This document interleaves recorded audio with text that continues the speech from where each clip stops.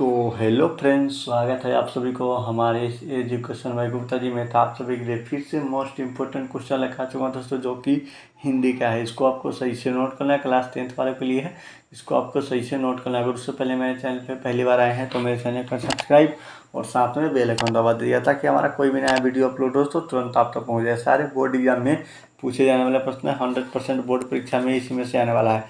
तो क्या करना है, इसको आपको सही से नोट करना है। तो चलिए बिना समय गए क्वेश्चन को चलते हैं। तो आपको एक नंबर जो नौकर की कमीज नामक उपन्यास किसकी रचना है। तो नौकर की कमीज नामक उपन्यास किसकी रचना है। तो आपका इसका राइट आंसर एक के राइट आंसर बी हो जाएगा, विनोद कुमार शुक्ल की रचना है। इसको आपको सही से नोट करना। तो चलिए अगले क्वेश्चन को चलते हैं। तो आपको दूसरे नंबर में मछली क्या है, मछली जो है वो क्या है। तो आपका इसका राइट आंसर दो के राइट आंसर ये हो जाएगा कहानी है।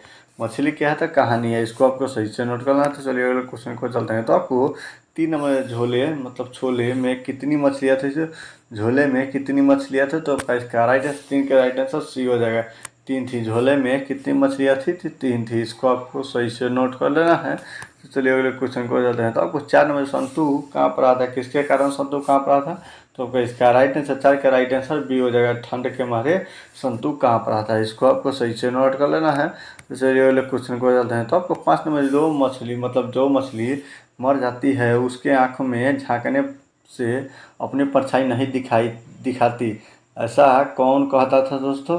तो आपका इसका राइट आंसर 5 के राइट आंसर ये हो जाएगा, दीदी कहती थी। इसको आपको सही से नोट कर लेना है।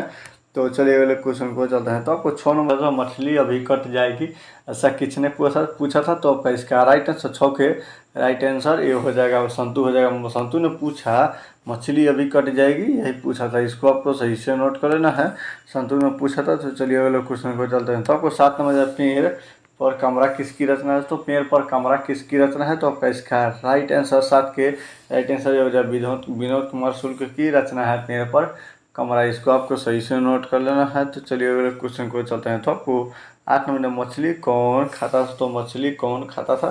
तो आपका इसका राइट आंसर 8 के राइट आंसर बी हो जाएगा, पापा खाते थे मछली। इसको आपको सही से नोट कर लेना है। तो चलिए अगले क्वेश्चन को चलते हैं। तो आपको 9 नंबर मछली शीर्षक कहानीकारक विनोद कुमार शुक्ल के किस कहानी संग्रह से ली गई है दोस्तों। तो आपका इसका राइट आंसर 9 के राइट आंसर बी हो जाएगा, माध्यम महाविद्यालय हो जाएगा। इसको आपको सही से नोट कर लेना है।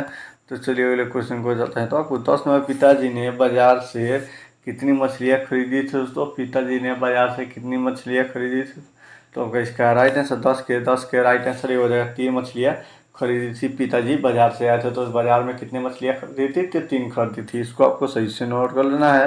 तो चलिए अगले क्वेश्चन को चलते हैं। तो आपको 11 नंबर परिवार का नौकर का नाम क्या था दोस्तों। परिवार के नौकर का नाम क्या था। तो आपका इसका राइट आंसर 11 के राइट आंसर सी हो जाएगा, भंगू था परिवार के नौकर का नाम। इसको आपको सही से नोट कर लेना है। तो चलिए अगले क्वेश्चन को जाते हैं। तो आपको 12 नंबर दिया जा रहा है, नरेगा कौन था।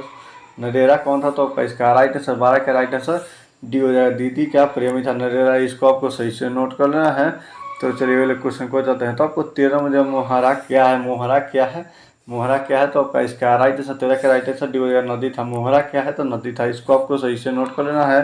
तो चलिए अगले क्वेश्चन को चलते हैं। तो आपको 14 में कहानीकारक के छोटे भाई का नाम क्या था। इसको कहानीकारक के छोटे भाई का नाम क्या था। तो इसका राइट आंसर 14 का राइट आंसर ये हो जाएगा, भंगू था। इसको आपको सही से नोट कर लेना है, भंगू हो जाएगा। इसको आपको सही से नोट कर लेना है। तो चलिए अगले क्वेश्चन को चलते हैं। तो आपको 9 नंबर किसको घर से मछली गोश्त बनाना अच्छा नहीं लगता था। किसको घर में मछली गोश्त बनाना अच्छा नहीं लगता था। तो आपका इसका राइट आंसर 15 का राइट आंसर ये हो जाएगा, माँ को घर में मछली या मांस बनाने के लिए अच्छा नहीं लगता था। इसको आपको सही से नोट कर लेना है। तो चलिए अगले क्वेश्चन को चलते हैं। तो आपको 16 नंबर जब घर में घुसे तो साले को हाथ पर तोड़कर बाहर फेंक देना है, या मतलब ऐसा किसने कहा था। तो आपका इसका राइट आंसर 16 के राइट आंसर डी हो जाएगा, पिताजी ने कहा था। घर में घुसे तो साले को हाथ पर तोड़कर बाहर फेंक देना, ऐसा किसने कहा था। तो पिताजी ने कहा था। इसको आपको सही से नोट कर लेना है। तो चलिए अगले क्वेश्चन को चलते हैं। तो आपको 17 में दिया जा रहा, संतु मछली लेकर क्यों भागा था।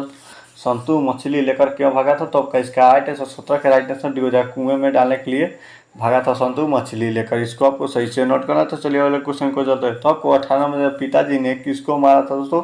पिताजी ने किसको मारा था। तो आपका इसका राइट आंसर 18 का राइट आंसर ये हो जाएगा, दीदी को मारा था पिताजी ने। इसको आपको सही से नोट कर लेना है। तो चलिए अगले क्वेश्चन को चलते हैं। तो आपको 19 नंबर भंगू संतु के पीछे क्यों भागा था। तो भंगू संतु के पीछे क्यों भागा था। तो आपका इसका राइट आंसर 19 के राइट आंसर सी हो जाएगा, मछली मतलब छीनने के लिए भंगू संतू के पीछे भागा था मछली छीनने के लिए। इसको आपको सही से नोट कर लेना है। तो चलिए अगले क्वेश्चन को जाते हैं। तो आपको 20 नंबर मछली कहानी में किस वर्ग का जीवन वर्णित है दोस्तों? मछली कहानी में किस वर्ग का जीवन वर्णित है? तो आपका इसका राइट आंसर 20 का राइट आंसर निम्न मध्यम वर्ग का जीवन वर्णित है। इसको आपको सही से नोट करना है। तो चलिए अगले क्वेश्चन को जाते हैं। तो आपको 21 नंबर संतु नरेर आपस में कौन था दोस्तों? संतु नरेर आपस में कौन था? तो आपका इसका राइट आंसर ये हो जाएगा भाई भाई था। इसको आपको सही से नोट कर लेना है। तो चलिए क्वेश्चन को जाते हैं। तो आपको 22 नंबर विनोद कुमार शुक्ल कहानीकारक उपन्यास सरकार के अलावा और क्या था दोस्तों? तो आपका 22 का राइट आंसर डी हो जाएगा राजनेता था दोस्तों विनोद कुमार शुक्ल कहानीकारक के अलावा और क्या था? तो राजनेता था। इसको आपको सही से नोट कर लेना है। तो चलिए अगले क्वेश्चन को चलते हैं। तो आपको 23 नंबर विनोद कुमार शुक्ल का जन्म कब हुआ था? विनोद कुमार शुक्ल का जन्म कब हुआ था? तो आपका इसका राइट आंसर 23 के राइट आंसर भी हो जाएगा 1 जनवरी 1927 ईस्वी तक विनोद कुमार का मतलब का जन्म हुआ था। 1 जनवरी 1927 ईस्वी को विनोद कुमार का शुक्ल का जन्म हुआ था। इसको आपको सही से नोट करना है।